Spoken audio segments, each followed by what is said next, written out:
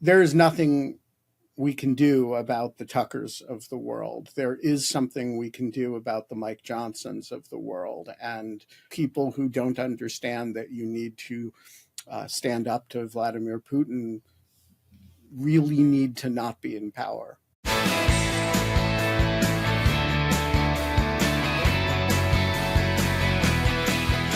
Hello and welcome to the Bulwark Podcast. I'm your host, Tim Miller. I'm here with a guy that you all know. All of you have been around here for a while, the Trump trials man, the In Lieu of Fun live stream veteran, Brookings Foundation. What else? What else do you do, Ben Wittes? Lawfare? Lawfare. Oh, right. Lawfare. That's quite the buzzword these days, I notice, on Capitol Hill. And in the president's bleats. He's been bleating about Lawfare, and every time he does it, I just attach the support Lawfare link and share it because why not? Why not? I know. Every time it jumps out, it's like he learned a new word. Maybe we blame you for that a little bit. Okay, we brought you in kind of the last minute here because we have some pretty sad news this morning. Alexei Navalny, Russian President Vladimir Putin's most formidable opposition opponent, collapsed and died on Friday after a walk at the Polar Wolf Arctic Penal Colony, where he'd been serving a bullshit 3-decade jail term. He was 47 years old. And I guess before I get your reaction, I wanted to just take a moment to appreciate the bravery of Navalny, who knew the risks that he was taking going back to Russia. And he talked about why he did that a few years ago in an interview with Christiane Amanpour. Let's listen to that. Why do you want to go back? And I guess, do you think you'll be safe when you go back? Well, I don't think that I can have such a privilege being safe in Russia, but I have to go back because I don't want these, groups of killers exist in Russia. I don't want Putin be ruling of Russia. I don't want him being president. I don't want him being czar of Russia because, he's killing people. He's the reason why the whole country is degrading. He's the reason why people are so poor. We have 25 million people living below the poverty line, and the whole degradation of system. Fortunately for me, including system of assassination of people, he's the reason of that, and I want to go back and try to change it. Well, not a lot of heroes these days, but he's certainly one. Ben, what's your reaction to the news this morning? All right, so a few things. The first is that I will accept that it is true when and only when Navalny's people announce it. What we have right now, and it's not that I doubt that it's true, it's that I, as a matter of principle, don't accept any factual representation coming from the Russian government. What we have right now is a Russian government claim in their media that he is dead and that the circumstances you describe are the circumstances of his death. So let me start with that. Let's wait until his people actually confirm it. He has a very developed organization. Second thing is that assuming it is true, we should not say that he collapsed and died on a walk at a penal colony. He was murdered by Vladimir Putin at a minimum by putting him in a penal colony in which death is a very likely probability. We've all been expecting his death for a while. But the persistent allegations that he was being poisoned or that he was being mistreated have been such that we shouldn't default to the passive voice or to make him the subject rather than the object of the sentence. This is somebody who is, other than Volodymyr Zelensky, the single most important enemy of Vladimir Putin in the world, who voluntarily returned himself to Russia after having been poisoned once. Remember, the reason he was abroad was that he had been Novichoked in a fashion that he then, revealed how it was done. And so we should not, like, if he is dead, we should wait for his people to confirm that. And we should also assume, irrespective of the stated cause of death, his imprisonment and his disappearance was an effort to kill him and remove him from the from Russian politics. And we should not let Putin get away with that by reflecting the causes of death as though they are not intentionally inflicted. My guess is that that he is dead is true, and B, that there is something more active here than a walk in the park. Certainly. I'm going to be sending this video as a strongly worded letter to our friends at the Reuters Wire with a lesson about the passive voice. Navalny's wife, Yulia, was at the Munich Security Conference this morning, and she spoke in pretty similar terms to what you just said. She caveats at the start, if it's true, I want Putin, his entourage, Putin's friends, and his government to know that they will be held responsible for what they have done to our country, my family, and my husband. And that day will come very soon. Joe Biden in 2021 threatened Vladimir Putin over Navalny's death. He warned of devastating consequences for Russia if Navalny dies in prison. So let's, with that caveat that both you and Yulia offered, let's presume it's true. What next? What are the implications? Well, so first of all, if it's true, it's a devastating blow. One of the problems that the Russian opposition has had over the years is that, there a lot of their people have turned out to be co-optable in some respect. Some of them have turned out to be ultranationalists, and the ones who have been honorable, straightforward people, and there are a bunch of them, of course, most famously Boris Nemtsov, Putin has just murdered. And, there's a saying, right, you can kill a person, but you can't kill a dream. But it actually turns out that if you kill enough people, it makes a pretty big impact on the dream. And Navalny was a special figure in that he had an ability to talk not principally to elite Russians, elite Russian liberals, but to people who were just angry about the capacity of the Russian government to fuck them over and become gazillionaire oligarchs with palaces, right? And he was extremely talented at talking about things that Russians actually cared about. And so I do think, if it is true, the loss to the idea of a Russian opposition, a genuinely democratic opposition in Russia that does not aspire to, to imperial conquest of half of Europe, it's a significant blow. What happens next? Look, there is not that much the United States can do about this. This is very internal to Russia. It's literally in a penal colony in the deepest, darkest reaches of Siberia. And we've already done a lot of things like freezing assets that, as a result of Ukraine. And so it's not that there's a lot of U.S. potential pressure on Russia that we're not already exerting. But we can't take any more yachts. There aren't any more yachts that we can take. Or I mean, I would hope we've already. I would hope we've already taken the yachts. Okay. But what we can do is talk about it, and talk about it a lot.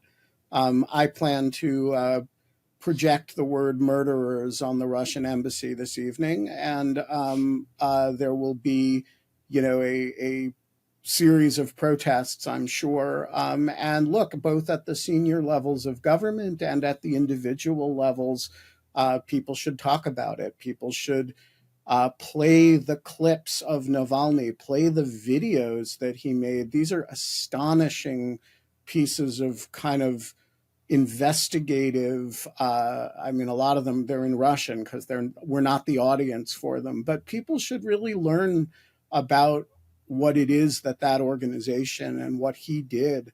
And, you know, and remember it the next time Tucker Carlson tells you that, you know, you may not agree with Putin, but we should listen to him. Yeah, I want to get to our friend Tucker in a second.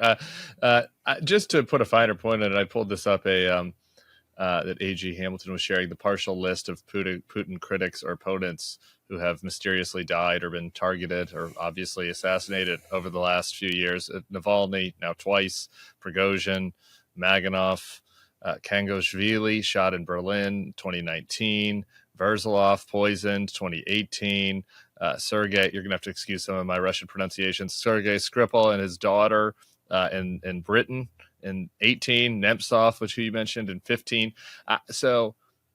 This is something that people know, right? It's not like a secret that Putin has been engaging in these types of assassinations of his political opponents.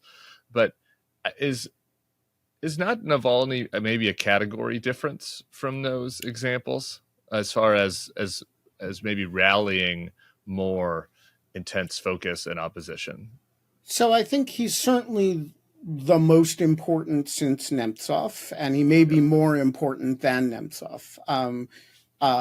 You know, a lot of the people that you mentioned are people who are those not familiar with contemporary Russian politics. Those are names you wouldn't know. I mean, Skripal and his daughter, of course, are a little bit different because it was in Have it in Britain, the UK, and it was somebody that he had been traded in a spy exchange.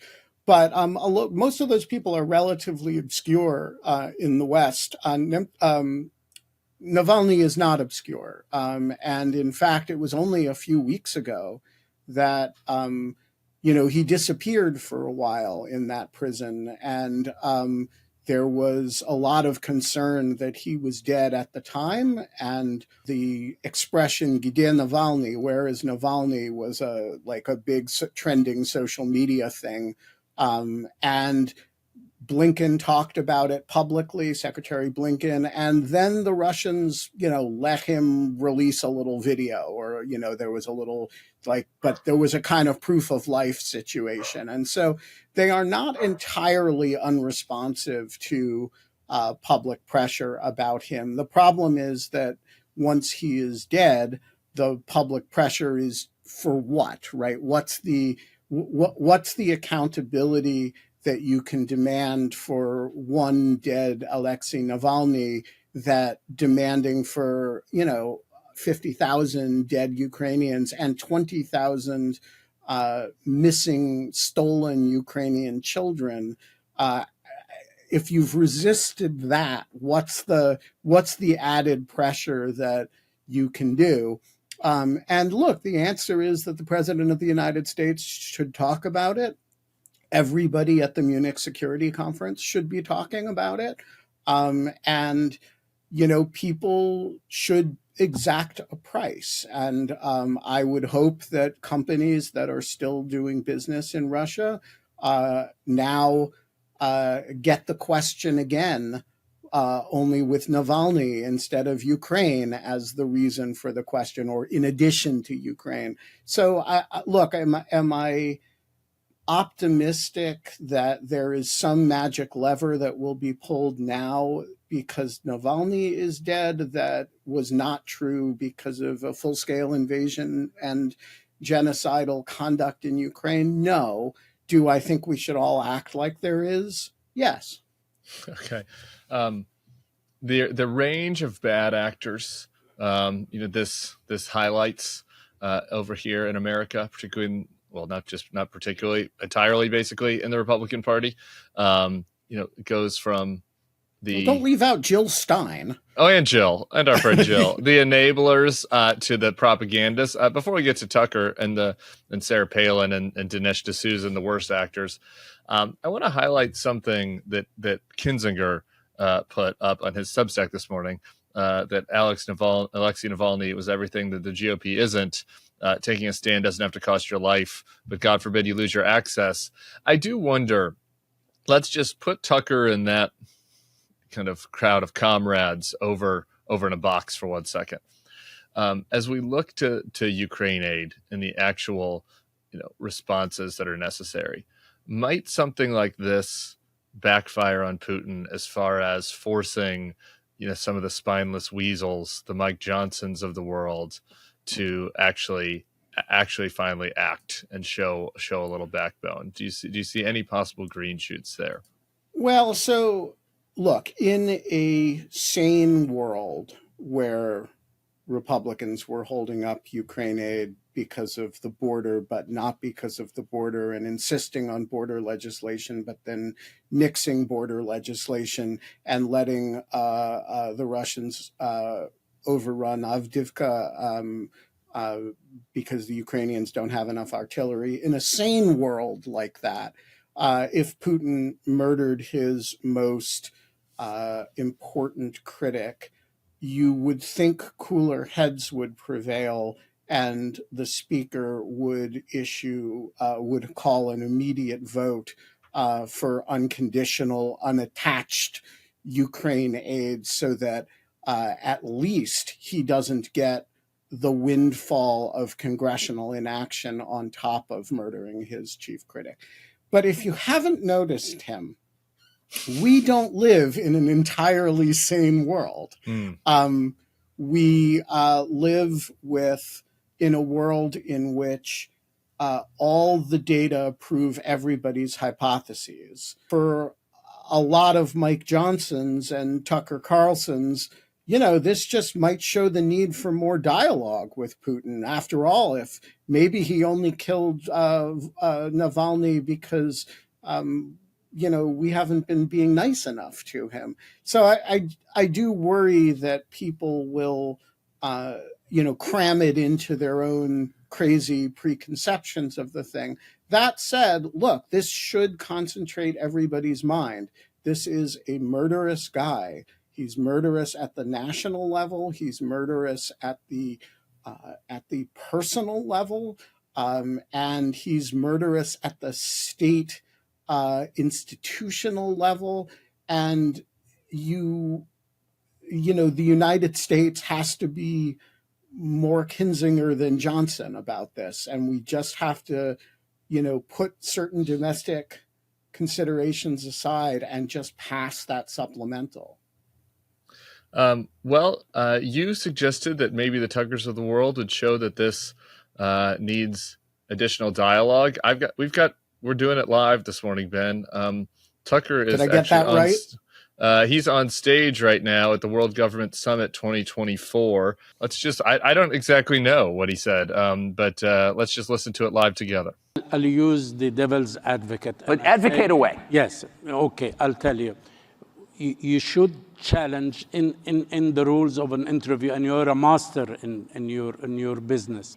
It's not for me to give you a lecture about that, but you should challenge some ideas. For instance, you didn't talk about freedom of speech in Russia. You did not talk about Navalny, about assassinations, about restrictions on opposition in the coming elections. I didn't talk about the things that every other American media outlet talks about. Why? Exclusively. Yes, this because is my those question. are covered, and because I have spent my life talking to people who run countries in various countries and have concluded the following: that every leader kills people, including my leader. Every leader kills people. Some kill more than others. Leadership requires killing people. Sorry. That's why I wouldn't want to be a leader. That press restriction is universal in the United States. I know because I've lived it. Ask my former, I've had a lot of jobs. And I've done this for 34 years, and I know how it works. And there's more censorship in Russia than there is in the United States, but there's a great deal in the United States. And so, at a certain point, it's like people can decide whether they think what countries they think are better, what systems they think Sir, are better. I just want to know what he thinks. That was the whole point. Yeah. Okay. Leadership requires killing people. Leadership requires killing people. So I wasn't far off there. Look, there is nothing we can do about the Tuckers of the world. There is something we can do about the Mike Johnsons of the world. And that involves in the short term a maximum pressure campaign to get him to hold this vote. And I do hope that the Navalny story, if it's true, will work as a significant arrow in that quiver. And I'm confident that Navalny would want that as well. The second thing is that these people really need to be removed from power. And that's a longer term electoral thing, but people who don't understand that you need to stand up to Vladimir Putin really need to not be in power. Yeah, what it reminds me of is just listening to that is I can't remember if it was during the campaign in 2016 or maybe right after he was elected president. Trump does the interview with O'Reilly, where O'Reilly asks him about Putin and his you think assassinations. We're so pure? You think our country's so innocent? We've got a lot of killers. You think our country's so innocent? That mindset, I do think, it's just, I'm struck. There was the interview this week with Marco where he's talking to Jake Tapper and he's like, yeah, Trump says some crazy things. He's not part of the Council on Foreign Relations, but you can't, take that all seriously.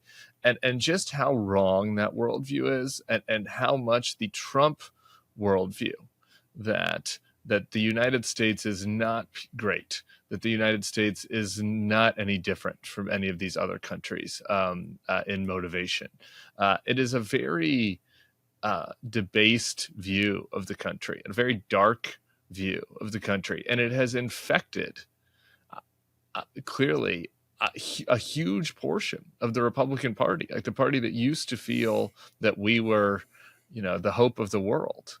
Now, oh, you think we're so innocent? Oh, everybody's a killer. Everybody murders their political foes. We have Dinesh D'Souza today saying that Trump is Navalny, that Biden is Putin, and that he's being persecuted. Not just Dinesh D'Souza saying that, Ben.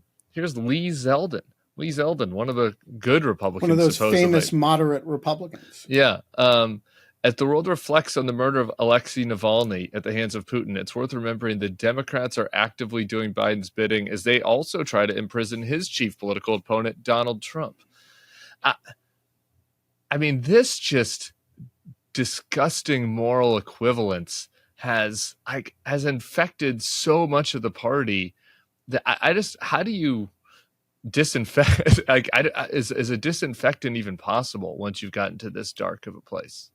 So I think there's two answers to that. And one relates to the criminal justice system and the other relates to the political culture.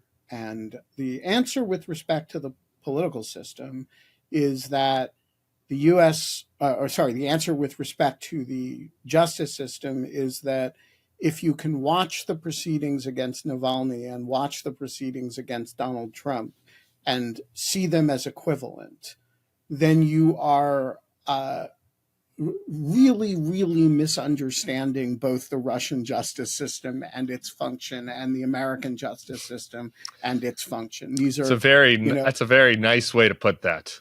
I would say the Russian justice system is a Foucaultian nightmare. It is an instrument of the repressive powers of the state and nothing more than that. The American justice system has its problems. But Donald Trump is getting 4 fair trials in 4 different jurisdictions, supervised by 4 different judges, state and federal, and he will have an ample opportunity to prove himself innocent of each and every one of the 91 felony counts that has been directed against him. And by the way, I don't believe he may not be convicted of all of them, right? They're actually in doubt. The burden is actually on the prosecution. And so I think if if part of the answer to your question has to lie in the system playing out, and we get to the end, we get to him being convicted on X number and acquitted or dropped on Y number, and people get to look at the result and say, do I think that result has integrity? The answer in the political system is way harder in my view, because I don't know how do you convince a political culture that it has integrity, that its systems have integrity. And in the face of a relentless multi-year campaign of delegitimization that includes, Dinesh D'Souza saying these things and Lee Zeldin saying these things, how do you keep people having confidence in the fact that the US system and the Russian system are not the same, that Joe Biden isn't out there murdering his political opponents? By the way, he's supposed to be too old and senile to be out there killing people. How do you convince also there, and his own son is being investigated by the DOJ, right? It is hard, and this is the part that is so frustrating. And just when you think about the disintegration, for another interview that might be coming down people's pike in a while, I was rewatching the Palin Couric interview last night, and for as bad as Sarah Palin was in that interview, and it was astonishing how bad she was upon rewatch, it was kind of worse than I remembered, really. And still, the talking points were much more in the mainstream of where the American polity is. She talks about Reagan and the shining city on the hill when the issue of American leadership comes up. She talks about the threat from Putin. She talks about worries about climate change. And you fast forward to this week, and Sarah Palin, did you see this? Sarah Palin puts up a meme that is, it's like Tucker and Putin's face superimposed on two people that are smiling, looking over a grave, and on the gravestone it says the media and the Democrats. And it's like this woman who was on the vice presidential ticket, whatever you think about her, how much of a clown she's become now. It's not someone with no influence. And she's just a couple of days ago putting out, like, literally cheerleading the idea that Vladimir Putin is murdering journalists.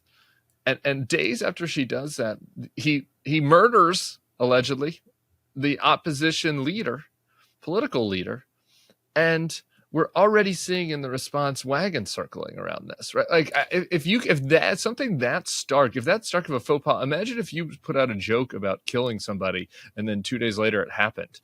If that doesn't shake you into reality, what is going to shake these people? Nothing. Well, I also think, after mass shootings, when there's a political valence to the mass shooting, we always, have okay, is it Bernie Sanders' fault that somebody shot up the congressional baseball game? Is it Donald Trump's fault that there was a Pulse nightclub shooting, right?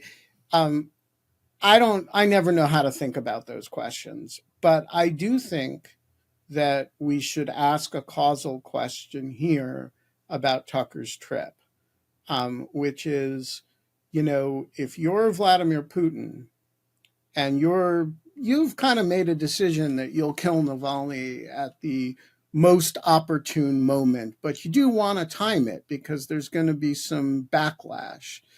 And then Congress goes on a 4-month stall on Ukraine aid. And so you really have this perception that the American political system is weakening in its resolve to confront you. And then in the middle of that, one of the most prominent Russia apologists in the United States, second only to Donald Trump himself, shows up in Moscow to kiss your ass. Really made me first now. Can we play? Well, Let's just listen to Tucker. As bad as let's just listen to Tucker at the grocery store. I'm sure most people have heard it, but let's just all do it together because really Okay. it should be a communal experience. Jason, can we hear Tucker at a Russian grocery store? If you take people's standard of living and you tank it through filth and crime and inflation, and they literally can't buy the groceries they want, at that point, maybe it matters less what you say or whether you're a good person or a bad person. You're wrecking people's lives in their country, and that's what our leaders have done to us. And coming to a Russian grocery store, the heart of evil, and seeing what things cost and how people live, it will radicalize you against our leaders. That's how I feel anyway, radicalized. We're not making any of this up, by the way, at all. Not making it up. Ben. Not making it up in a country where 25% of the population doesn't have running water, by the way. Look, I don't think it's unreasonable to ask the question, did Vladimir Putin take the current posture of the GOP, both in Congress and with Tucker's visit and with, everything Sarah Palin's doing, you put it all together, did he take it as a sign that this is a good moment to do this? I don't know how to evaluate that, but I do wake up this morning wondering about it. My response to that is kind of like, doesn't that give too much agency to Putin? Is maybe the heart of darkness in all of us, not all of us, the whole country, but is not the heart of darkness in Tucker? Did Donald Trump reveal a darkness that was already within?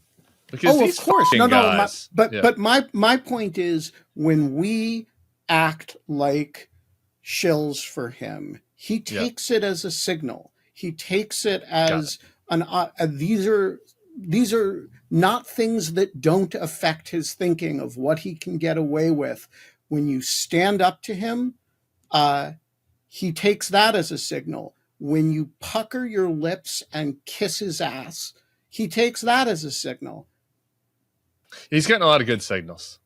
He's getting a lot of good signals. All right, I want to move on. You're the Trump trials man. We have 2 Trump trials updates, but it is so enraging to the Tucker thing as we sit here and listen to it and discuss it in the context of Navalny. I've been watching all these Tucker videos and kind of laughing at him, right? Because there's something funny about it, like the absurdity of Tucker, this fucking supposed man of the people, who's apparently never heard of the idea that of the grocery cart machines where you put in a quarter and you have to put in the quarter again on the back end in order to put it back. Like he's never had a paid grocery cart. He's never seen that before. He's never been to an airport, I guess. So there is some absurdity in Tucker going into one metro station and be like, wow, this is pretty. Russia must be great. But I just want to point out that those people have been being impressed with those metro stations, since the Stalin era, and in a fashion that they then impute to Russia in general, and miss things like the Great Ukrainian Famine, right? Yeah. Because they're really impressed with a subway station. Like, this is really old shit that he's falling for. And people in the nice parts of Moscow live way better than people in the rest of the largest country in the world. Yeah, he should go visit the Nebraska or the Maine or the Alabama of Russia and see what he thinks. He should drive 100 miles out of Moscow, 50 miles out of Moscow. Yeah, but the thing is, he isn't falling for it. And that's the thing. He's not falling for it. Like, Tucker is a very smart person. It's very evident in his writing and back when he did interviews that were not the type of interview that he did last week. Like, he is a malevolent person that has decided that out of either grievance towards his fellow Americans for some reason, or out of hatred that he did not, that he does not get the treatment among the American elites that he wishes that he did, or just out of desire for money or fame, or because he's a fucking troll, or because he's a nihilist, whatever motivations you want to impute on him, he's a person that knows better and is now out there being the number one propagandist for a just homicidal maniac that just murdered his political opponents and that is kidnapping children, that has invaded another country, and like the lack of just total rage and disgust among the Republican elites and Tucker's other friends and allies is the thing that is like the most, to me,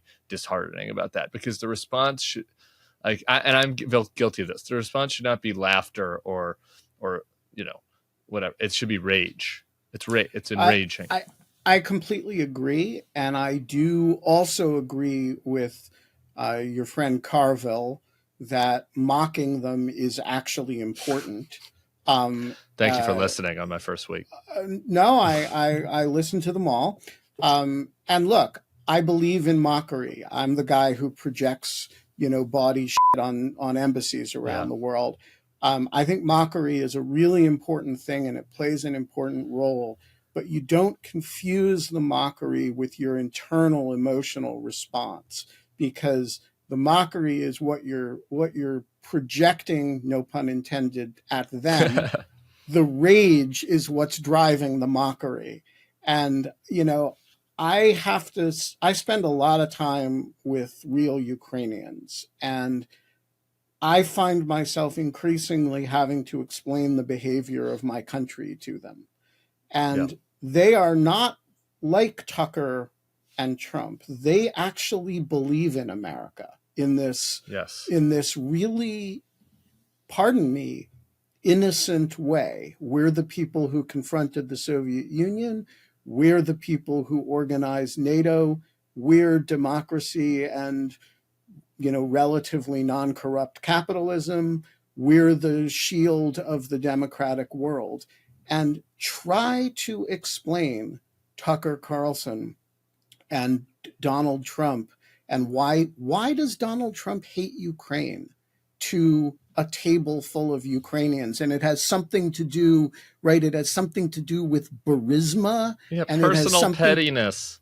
Right. It's this little shit while they are trying to keep their country independent and trying to get 20,000 kids back and not lose as many people as they can save. And, it's a very enraging thing when you've had to have that conversation for the 50th time. And, half of the country's behavior in this space, not half, 30%, is really inexcusable. And, as somebody who spends a lot of time trying to help Ukrainians navigate our crazy political system, just try to explain it to a hypothetical 22-year-old Ukrainian kid who doesn't understand like what Fox News is or who Tucker Carlson is. Just try. It's sad. It's sad. We're running out of time. And it's just, the thing is, the inverse of that was once true. It was one of the most inspiring things when I was working for McCain. Mark Salter, his speechwriter, would tell me stories of traveling with McCain all over the world.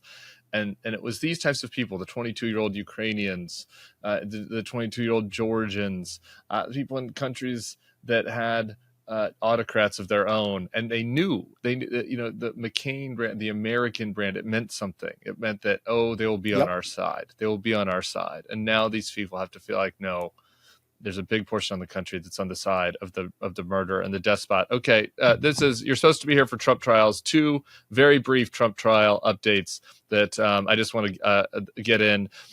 Yesterday, Trump appointed special counsel. This is related to the topic at hand. David Weiss is charging Alexander Smirnov. I feel like the script writers are a little on the nose here. By naming him Smirnov, age 43, with lying to the FBI and creating false records. He was arrested, also a little on the nose, at Harry Reid International Airport in Las Vegas. What he's charged with, Ben, is basically fabricating the notion that he was talking about Burisma business dealings with Biden with Hunter and with Joe Biden when Biden was vice president, right? I guess, and who knows what's true at this point. If a liar's a liar, but at some point, there was evidence that they had spoken about it after, during the period when Trump was president, when Biden was a private citizen, but he fabricated to investigators the idea that these conversations were going when Biden was vice president. Obviously, a big difference. And so, this guy was mentioned, I believe, on the Hannity show 82 times, maybe not by name, but like this claim was mentioned on Hannity 82, 92 times, something like that. He's been a star witness for Comer. Another one bites the dust here on the Hunter Biden investigation. Yeah, so I have two things to say about this, and I have not followed this case especially closely because I was glued to the television for the Fani Willis show yesterday. Look, there's two really important points. First of all, the prosecutor who has brought this case is the same prosecutor who's prosecuting Hunter Biden. It's the special yes. counsel, David Weiss. So in other words, this is somebody who's trying to make a case against Hunter Biden, and this witness fabricates this stuff, and he ends up prosecuting him. So that'll give you an idea of, this is presumably a receptive audience to somebody who's got a claim of a demand of a big bribe from somebody about Hunter and Joe Biden, and yet he turns around and prosecutes him. That'll give you an idea of how credible this story was. The second thing is, there's two sides of the Hunter Biden story. One is the side that, Hunter Biden was an addict and engaged in all sorts of shady stuff and traded on his father's name and, got himself into a fair bit of trouble, legal trouble. The second aspect of it was that this was somehow a larger story about Joe Biden than about Hunter Biden. Yeah. And the different bricks in that story have all turned out to be bullshit. And it doesn't stop Comer from talking about the Biden crime family. It doesn't talk about, but no component of it ends up being true for the simple reason, I think, that Joe Biden isn't corrupt. Whatever else he is, he's old. He is what he is, and he appears to have mishandled classified information. But he's not a corrupt guy taking bribes. And so what happens is they get very excited about these people who have some story to tell. And then they turn out to be charlatans, or they turn out to not tell the stories that they claim they tell, or and it's a very consistent pattern now over time that should make you be real careful with the, Hannitys and Comers of the world who are trying to make Hunter Biden be about Joe Biden. And this was obvious from the start. The Burisma thing was so obvious from the start. The whole conspiracy theory. I've been writing about this for years. We could do a whole episode, maybe we will this year, on the absurdity of the Burisma conspiracy. Okay. The Fani Willis situation has been so depressing and dispiriting to me that I was not able to watch it, just because I hate anything that gives Donald Trump a hammer to beat us with. Us being the pro-democracy, pro-rule of law side of things. So we've got about 3 to 5 minutes here. So since I was too depressed to watch and you were glued to it, I'm just going to put a quarter in the machine and let you kind of get us up to speed. Well, so the bottom line, the hearing is still going on today, and it is a mark of my deep respect for you that I am here rather than watching it now. This was the best. Just like my babysitter during OJ. She didn't turn off court TV back in for like an entire week. This is better TV than court TV at its best during the OJ trial. So look, Fani Willis has a bit of a problem, but I think she actually solved most of it herself yesterday. She had this relationship with a guy she had hired as special prosecutor in this case, Nathan Wade. Nathan Wade took the stand yesterday. The issue is whether there's some conflict of interest as a result of their financial arrangements through this affair. He took the stand and was, I thought, completely incredible. Claimed that they had gone on vacation together, but she'd paid him back for everything in cash. The court also heard testimony from a former friend of Fani Willis, whose apartment she had taken over, who claimed that Wade and Willis had been dating much earlier than they've acknowledged. And the significance of that would be that it's much worse if she hired the person she was sleeping with than if she hired somebody and then they later, in a context of a professional relationship, started to have a romantic relationship. So things around 2:00 in the afternoon look really bad for Fani. And then she charges into the courtroom and demands to testify. And I have never seen somebody take over a courtroom like she did. She comes in, she sits down, and she talks about why she always keeps cash around her apartment. And she is as compelling as he was apparently evasive. And I think by the end of the day, she had really saved the situation. And I don't know what's going on there today or whether the situation is going to be end up being bad again. But I do have the impression that there is no basis to disqualify her after both Nathan Wade's and her sworn testimony. And so that's a little tentative because they are literally in court right now. But I think this is going to end up being a bit of a tempest in a teapot. But it was a heck of a tempest. A great, an entertaining tempest. It's got some Perry Mason. It's got some General Hospital. It's got some House of Cards. It was great daytime television. I'm going to take your word for this, but look, we got to have our P's and Q's in order here, Ben. And this is, so I'm thinking about this through the comms guy hat. We're giving him a lot of fodder to bleat. There's a lot of bleeding fodder right now, and there's some delays. We're giving him some delaying opportunities and some bleeding fodder. There is no doubt that if Fani Willis had come to me and say, Wittes, you're a good gray beard on this shit. Not that I have a gray beard, but you should I have an affair with the special prosecutor and reimburse him for joint travel with wads of cash? I would have said, no part of that sounds like a good plan. But that, it's going to come out. You're going to get your ass kicked over this. You're going to have litigation over this, and it's going to let Trump change the subject. That's what I would have said. But she didn't consult me in advance about this. Neither did Nathan Wade. He also didn't ask me how he should answer his divorce interrogatories. So nobody consulted me on this part. I would have suggested they handle it differently. That's not the question on the table right now. The question on the table right now is she going to get disqualified from the case? And is Donald Trump gonna reap a real windfall from this? And I think, you could eat these words, but I think the answer is no. Ben Wittes, thank you for coming out of the bullpen today. It's like all my baseball references are 20 years old. I don't watch baseball anymore, but you're Mariano Rivera, or 30 years old Dennis Eckersley, coming out of the pen and just doing a wonderful job. Goose Gossage, closing out the week with us.